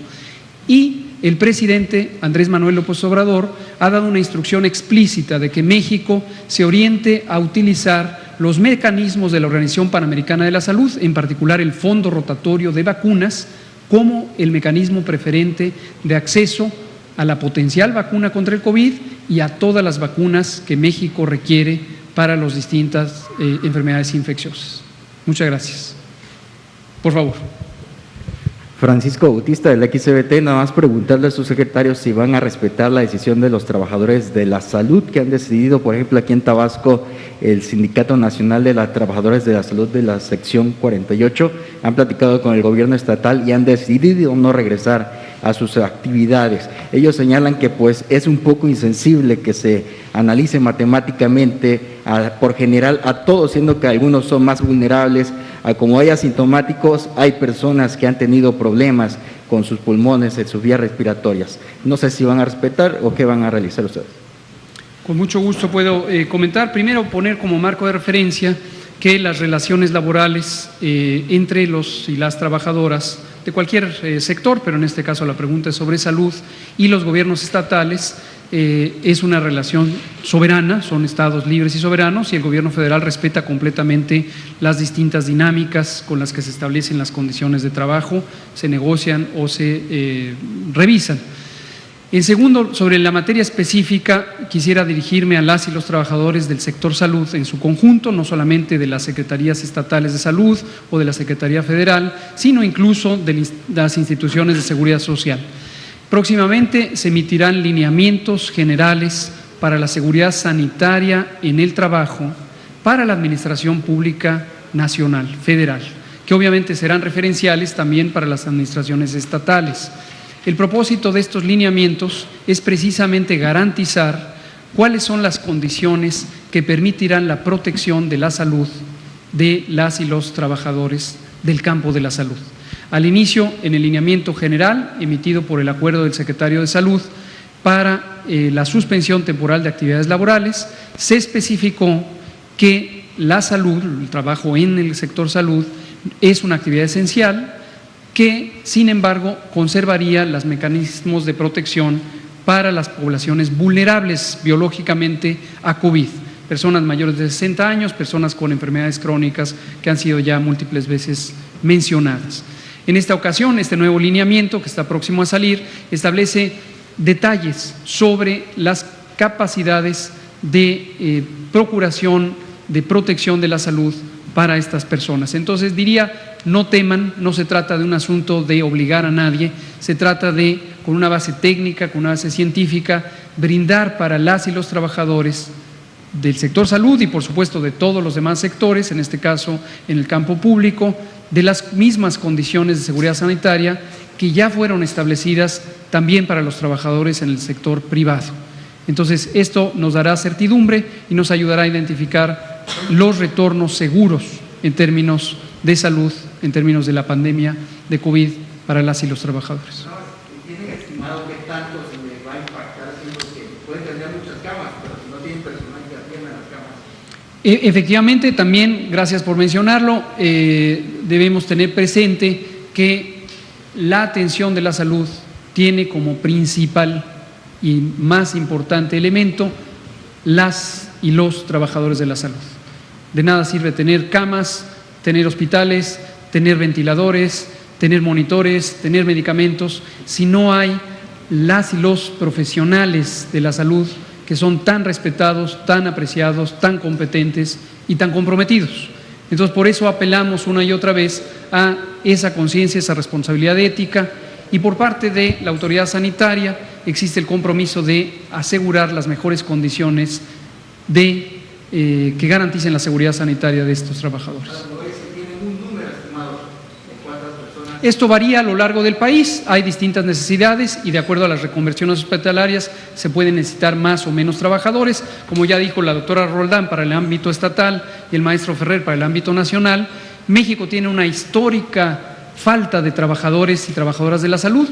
por muchos años ha estimado que más de 240,000 personas profesionales de la salud han estado en falta, estoy hablando de décadas, y con el esfuerzo de transformación del Sistema Nacional de Salud, ya habíamos emprendido antes de COVID el esfuerzo de reclutar nuevos profesionales. El COVID nos dio la necesidad de reclutarlos de manera acelerada y ya se ha mencionado que casi 50,000 profesionales de la salud han sido contratados de nuevo. Muchas gracias. Compañero, por favor, y compañero. Carlos Córdoba, Televisa Tabasco. Subsecretario, para preguntarle, mencionaba hace un rato acerca de que, bueno, estos casos se dan en la entidad porque Tabasco está en una etapa donde quizás otras entidades ya pasaron. Entonces, en cuanto al regreso a la normalidad, vimos que se dio a la par con algunos estados. ¿No fue muy pronto para la entidad realizar esa vuelta a la normalidad si apenas estaba o venían en un proceso más lento que otras entidades? No, de hecho, justamente Tabasco ilustra una realidad epidémica en donde se inició el desconfinamiento y se logró que no hubiera un rebrote. Tenemos algunos ejemplos, los hemos mencionado, no los voy a mencionar en este momento, de algunas entidades federativas que desafortunadamente al momento de iniciar el desconfinamiento tuvieron rebrotes. Esto ha pasado en España, esto ha pasado en Italia, esto ha pasado en otros países y lo hemos dicho desde el inicio, es una realidad de que siempre existe el riesgo de que haya un rebrote, que nadie se sorprenda, que nadie pierda de vista esto. Ahora, ¿cuál es lo más importante de que la población no lo pierda de vista? Que el desconfinamiento no depende de los gobiernos, depende de la población. La decisión administrativa de proceder con el desconfinamiento es una decisión gubernamental de la autoridad sanitaria, la federal y la estatal, pero la realidad de salir de una manera ordenada, cautelosa, limitada, salir solamente si es necesario salir. Hay actividades que nos pueden ser muy satisfactorias, reunirnos socialmente, por ejemplo, tener fiestas, celebrar con los amigos, salir de paseo, es completamente legítimo, pero no perdamos la conciencia de que en el país entero, en el mundo entero, sigue vigente la epidemia. Esperemos un poco, ya habrá momento de salir, de disfrutar y de gozar en otros momentos, no es el momento oportuno. Entonces, afortunadamente en Tabasco no ha habido una situación en donde se desborde la epidemia, se ha mantenido un muy buen control, se ha mantenido la capacidad de recibir a las personas enfermas, se han hecho las expansiones hospitalarias oportunas, pero no queremos que nadie en un momento dado tenga una dificultad por el hecho de que se desborde la epidemia. Entonces, llamamos también aquí en Tabasco a la sociedad tabasqueña, pero a la de todo el país, a este sentido de corresponsabilidad, prudencia, paciencia. Sabemos que es difícil mantener este confinamiento, pero hagámoslo de una manera reservada hasta que pase el peligro y entonces podamos celebrar todas y todos juntos que la epidemia haya terminado. Pero todavía falta para ello. Muchas gracias. Compañero, por favor. Nos quedan 3 minutos. Bien, Utsanchi chabón que tanto tira tuwa que tsaiken toko y que ajoles la idea tuwa tsaiken la cache dano no me indaba no sukia. Soy Domingo Alejandro Luciano de la red de radiodifusoras culturales del Instituto Nacional de los Pueblos Indígenas, La Voz de los Chontales, que se ubica ya en el municipio de Nacajuca. Van 2 preguntas. En el estado de Tabasco, sabemos muy bien que Nacajuca y el centro concentran una importante población indígena y afromexicanas y han registrado un aumento de casos de esta enfermedad en particular. La pregunta, ¿ha sugerido modificar la estrategia de comunicación social para promover con pertinencia cultural las acciones de prevención de contagios? La segunda es, desde la Secretaría de Salud han fomentado la investigación y estrechado el intercambio de conocimientos para que de manera científica y práctica se unan esfuerzos para combatir esta pandemia. Esto pues las comunidades indígenas recurren a varios medicina tradicional para ahora sí que para mitigar esta situación que estamos pasando. Muchísimas gracias. Al contrario, muchas gracias. Y antes de pedirle amablemente a la secretaria Albores que nos abunde sobre este tema, quisiera dar un par de elementos. Gracias por su pregunta, porque efectivamente todas y todos tenemos que tener conciencia de que la epidemia de COVID-19 inició en México en las zonas urbanas y dentro de las zonas urbanas en ciertos sectores socioeconómicos de la población.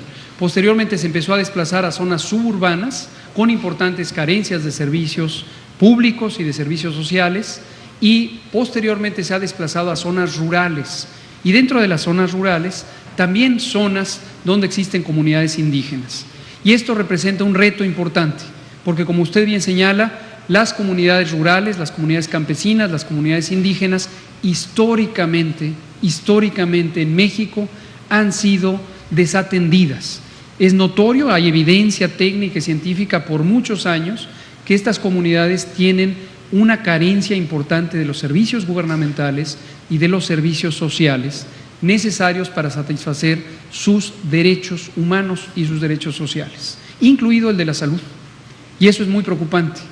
Para nosotros en el Gobierno de México, y definitivamente tengo la convicción de que también en el gobierno del gobernador Adán Augusto, esto no puede ser aceptable y esto necesita una intervención específica ahorita para el COVID, que nos sirva además para cerrar esa brecha de desigualdad que existe en el país. Por supuesto, es de destacar, lo ven aquí en la mampara, la participación del INPI, el Instituto Nacional de los Pueblos Indígenas, también de la Procuraduría Agraria, que nos ha permitido tener este acercamiento del que usted habla, que es el conocimiento de las realidades en los núcleos agrarios que están teniendo este problema, pero también el transmitir información apropiada culturalmente y en las lenguas apropiadas.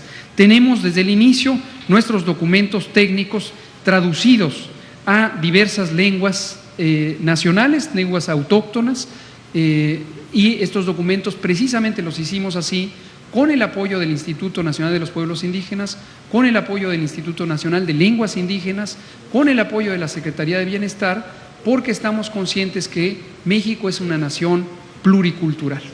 Y entonces, esta experiencia que hoy estamos iniciando en Tabasco, precisamente representa lo que usted está diciendo y que me parece muy oportuno que lo diga. No se trata de tener documentos desde la capital del país y que esos documentos se queden ahí en una librería o en un escritorio. Se trata de que estén en la realidad del terreno, donde viven las comunidades y donde está la necesidad de las comunidades. Pero estoy seguro que tanto el gobernador como la Secretaría de Bienestar pueden enfatizar este punto, que es el centro de lo que estamos transmitiendo hoy. Por favor. Permítame, para que es sobre la misma pregunta. Compartimos es llegar a nivel comunitario y la estrategia está en el centro en dar información transparente. Recordar que las conferencias del doctor Hugo López-Gatell obedecen a esa transparencia, el que las mexicanas y los mexicanos estemos informados. Pero en la zona rural del país, afortunadamente, tenemos un país rico en cultura. Tenemos 68 pueblos originarios y entre ellos indígenas y afromexicanos. Y lo que queremos hacer con esta estrategia es una estrategia donde lleguemos con información clara, transparente, no una información que no esté bien, porque muchas veces las benditas redes sociales a veces no nos ayudan y no nos apoyan. Y en ese sentido, el planteamiento es los comités, estos comités, y decíamos, función de bienestar es informar, capacitar, apoyar, coadyuvar, a dar información. Y esa información tiene que fluir. ¿Y cómo tiene que fluir? De manera pertinente. De manera pertinente es en la lengua, a lo mejor no tan técnicamente, y que sea entendible para todas y para todos. Recordar que ahora estamos ante la pandemia del COVID-19 y es la información que tiene que fluir. Pero nuestra estrategia no solo es para 2020, es una estrategia que se basa en la formación de estos comités. Hablamos de salud, agua y alimentación. Y eso son hábitos. Compartirles que el primer comité que tomamos protesta en Vistahermosa, un ejido del municipio de Berriozábal, Chiapas, fueron mujeres tzotziles y las compañeras hablan la lengua. Es lo que queremos ir haciendo en cada comunidad, en cada ranchería, en cada localidad, el que se puedan tener esos comités y hacer lo que comenta la doctora, que haya una participación, y esa participación empieza con la buena información. Y esa participación también lo tienen ustedes, los medios de comunicación, al bajar la información, y la gente en las comunidades y en las localidades al momento de transmitir también información. Gracias, secretario. Nomás este tema nos interesa muchísimo porque es el centro de lo que estamos trabajando. Hay tiempo todavía. Bueno, comentarles que en el caso de Tabasco precisamente se inició ya un trabajo de brigadas que es digamos que el punto de partida para la atención a través de centros integradores. Hemos estado trabajando en Nacajuca, en comunidades de Nacajuca, forman parte de las brigadas parlantes de lenguas indígenas, en este caso de Chontal, y llevan siempre, cuando están trabajando en zonas indígenas, el acompañamiento de traductores, que iniciamos también un trabajo de difusión en algunas zonas indígenas del municipio de Centro, específicamente en Tamulté de las Sabanas, a base de un sistema de parlantes que ustedes conocen y que están pues distribuidos a lo largo sobre todo de la villa Tamulté de las Sabanas, y se contrató un paquete de tal manera que todos los días, prácticamente durante todo el día, se está pasando, ¿verdad?, de información relativa a la situación de la pandemia, haciendo un llamado a guardar la sana distancia, a tomar las medidas preventivas necesarias, y se trabajó experimentalmente a través del centro integrador, específicamente en Barreal, en Tacotalpa, para iniciar una jornada de difusión, igual casa por casa, porque son comunidades que están mucho más alejadas, incluso donde es difícil, no hay comunicación de vía de celular, ni de internet, ni de nada de esas cosas. Entonces se trabaja ahí casa por casa a través de la coordinación general de los centros integradores. Gracias, gobernador. Y un último punto, también la colaboración de organismos internacionales, en particular la Organización Panamericana de la Salud, representada aquí por el licenciado Cristian Morales, nos ha permitido que a partir del próximo lunes, en un trabajo de colaboración de la OPS con la Secretaría de Salud, concretamente a través de la Dirección de Promoción de la Salud, estaremos difundiendo los mensajes en 65 lenguas autóctonas a través de radios comunitarias en todo el país.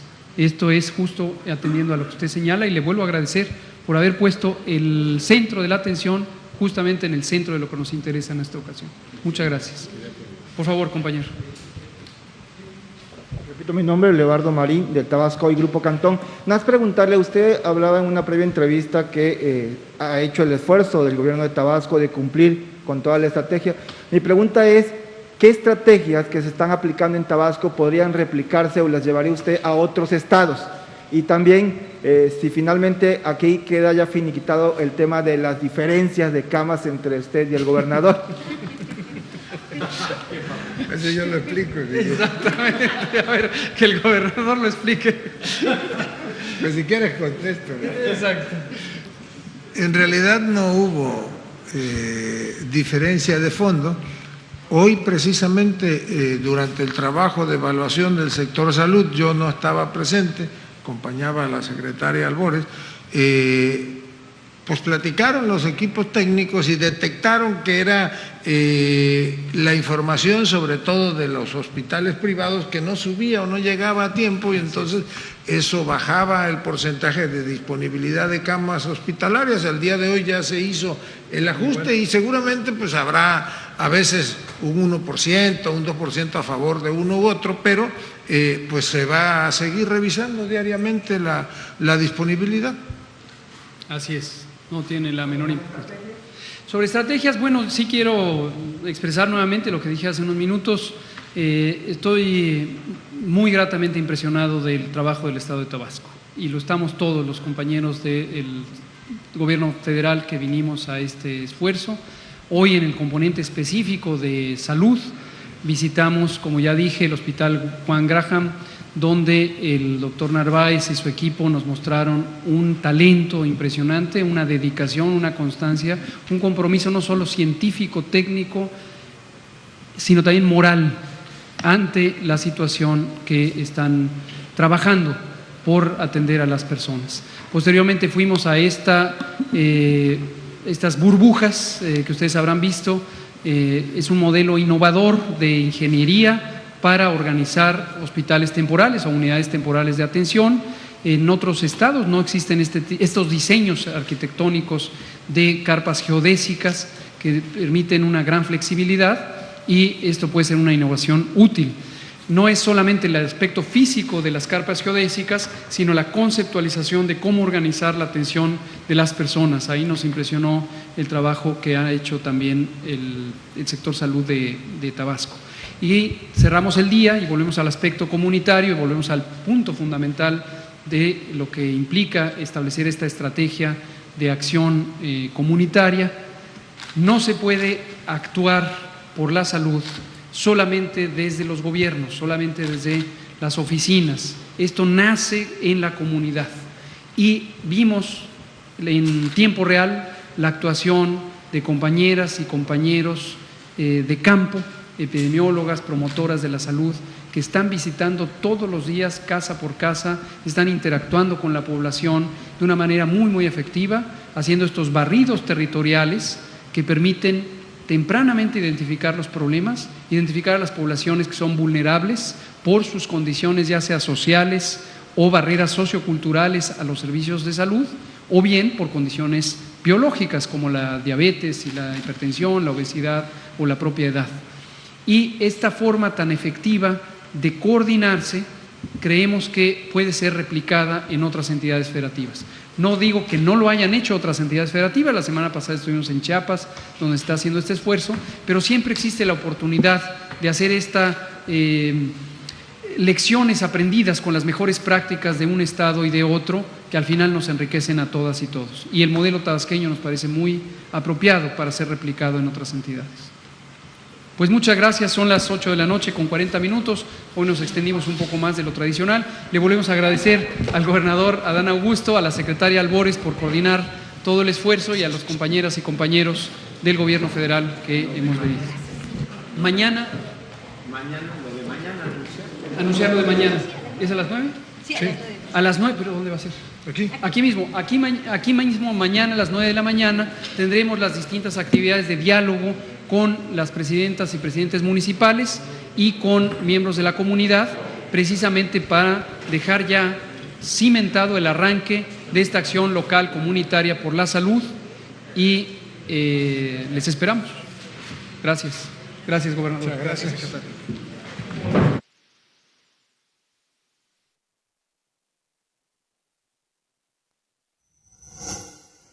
Gobierno de México. En diciembre de 2019, China alertó al mundo sobre la presencia de un nuevo virus en la ciudad de Wuhan. La nueva enfermedad COVID-19 se esparció rápidamente y en marzo de 2020 la Organización Mundial de la Salud declaró la pandemia y con ello la puesta a prueba de los gobiernos y sus sistemas de salud. De acuerdo con el doctor Hugo López-Gatell, subsecretario de Prevención y Promoción de la Salud, frente a esta alarmante situación, el Gobierno de México inició los preparativos desde los primeros días de enero. El binomio fundamental para enfrentar la contingencia sanitaria se definió desde el principio: el Gobierno y el pueblo de México. La confianza del pueblo en su gobierno y la puesta en marcha de una acertada estrategia basada en evidencia científica se convirtieron en una auténtica epopeya que logró, al enfrentar la pandemia, que en México la infraestructura sanitaria no fuera desbordada, un objetivo sustancial que por desgracia no pudieron cumplir algunos de los países más ricos de la Tierra. El primer paso fue fortalecer el resquebrajado sistema de salud. Se incrementaron rápidamente el número de hospitales y de camas hospitalarias. Las unidades de cuidados intensivos pasaron de 3.552 en enero a 10.360 al 10 de julio de 2020. El personal de salud se incrementó en 47.039 personas. Desde el primer momento y en coordinación con las autoridades de salud, las acciones del CONACYT formaron parte del torrente de iniciativas para enfrentar la pandemia. El presidente Andrés Manuel López Obrador dio la instrucción precisa al CONACYT de priorizar la fabricación de ventiladores en México. Con ese fin, hemos coordinado saberes y esfuerzos en ciencia, tecnología e innovación, de integrantes de los centros públicos de investigación, de instituciones de educación superior y de empresas privadas con ética social y vocación solidaria. En medio de la pandemia y las dificultades que impuso la escasez de suministros, emprendimos el proceso de diseño, elaboración de prototipos, difícil obtención de partes y componentes, así como pruebas diversas con altos estándares de seguridad biomédica y calidad de ingeniería. Es un proceso que en condiciones normales se lleva de 3 a 5 años y pudimos concluirlo en tan solo 5 meses. Es el nacimiento de una industria nacional para salvar vidas, una hazaña de la voluntad, del conocimiento y de la cooperación. Tendrían que ser ventiladores mecánicos invasivos, 100% mexicanos, económicos. Ahora podemos producir ventiladores de alta calidad a precios menores que los del mercado. Esta primera remesa no hubiera sido posible sin la participación del equipo del CONACYT, de las instancias de salud y otras del gobierno federal, de instituciones de educación superior y de empresas sin fines de lucro. A todas y todos expresamos reconocimiento. De manera especial, nuestro reconocimiento a la Fuerza Aérea Mexicana, que nos apoyó decididamente con el transporte de piezas. Ejecatl 4T es un ventilador que tendrá patente del Estado mexicano, un equipo médico de altos estándares de seguridad biomédica y calidad de ingeniería, 100% mexicano, diseñado en el Centro de Ingeniería y Desarrollo Industrial CIDESI, Centro Público de Investigación del CONACYT. Posee un microcontrolador capaz de calcular y aplicar la presión necesaria durante los ciclos de ventilación en pacientes, a través de una bolsa autoinflable conocida como Ambubaj. GATSI. Este modelo fue diseñado por especialistas de la empresa Didetec, con transferencia tecnológica y escalamiento con apoyo de CIDESI y del CONACYT. La ventilación mecánica está basada en un sistema de control por microprocesadores que son accionados neumáticamente. La unidad de control que posee este equipo tiene la capacidad de calcular y aplicar las funciones necesarias para impulsar la ventilación mecánica controlada o asistida durante los ciclos de ventilación en pacientes adultos y pediátricos. Ambos modelos fueron probados en pulmones artificiales y sistemas biológicos. Cumplen con especificaciones internacionales. La creación de estos equipos médicos demuestra la capacidad científica y tecnológica del Sistema Estatal Mexicano de Humanidades, Ciencias, Tecnología e Innovación. Los ventiladores Ejecatl 4T y GATSI son prueba contundente de independencia y soberanía científica y tecnológica. Significan el nacimiento de una industria nacional para salvar vidas.